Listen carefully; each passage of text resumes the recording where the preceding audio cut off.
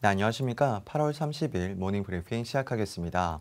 지난 금요일 뉴욕 증시는 온건한 통화정책 기조가 확인된 영향으로 3대 지수 모두 상승세로 마감했습니다. 투자자의 이목을 끌었던 파월 의장의 잭슨홀 연설은 시장 기대에 부합했습니다. 연설 이후 주식시장의 상승폭은 확대됐고 미국채 수익률은 하락 반응했습니다. 특히 정책금리와 연관성이 높은 실질금리가 큰 폭으로 내린 것이 특징입니다. 달러 인덱스도 페드의 완화적인 기류를 반영하며 평소보다 더 큰 하락률을 기록했습니다. 시장 위험 선호가 회복되며 국제 유가도 상승했습니다. WTI 유가는 전일 대비 2%가량 상승하며 68.7달러로 종가를 형성했습니다. 일주일 기준으로는 약 10%가량 반등했습니다. 이날 S&P 500은 전일 대비 0.88%, 다우는 0.69% 올랐습니다. 기술주 비중이 높은 나스닥은 1.23% 상승하며 여타 지수 대비 높은 상승률을 기록했습니다. 필라델피아 반도체 지수는 1.96% 오르면서 사상 최고치 부근에 다시금 근접했습니다.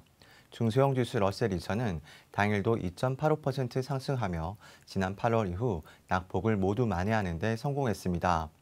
시총 상위에 포진한 대형 기술주들도 일제히 오름세를 나타냈습니다. 애플과 마이크로소프트가 각각 0.7%, 0.2% 상승한 가운데 알파벳과 페이스북, 그리고 테슬라가 2% 전후의 오름세로 마감했습니다. 비메모리 반도체 업체인 엔비디아는 이날 2.6% 상승하며 사상 최고치를 경신했습니다. 경쟁 업체인 AMD도 3.9% 올랐습니다. 경기 민감 대표 종목인 보잉과 캐터필라, 그리고 쉐브론도 1에서 2%가량의 상승률을 기록했습니다. 시장 금리가 하락했지만 골드만삭스가 1.8% 오르는 등 6대 대형 은행주들이 동반 상승했습니다. 여행, 레저, 유통 등 경제활동 재개 수혜주들도 이날 강세를 나타냈습니다.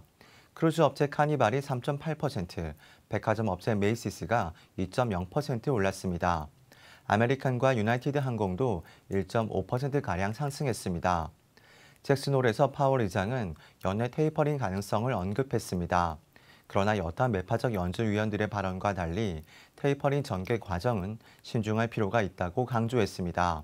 더불어 테이퍼링과 금리 인상은 별개의 문제이며 인상의 경우 더 엄격한 조건을 요구한다고 덧붙였습니다.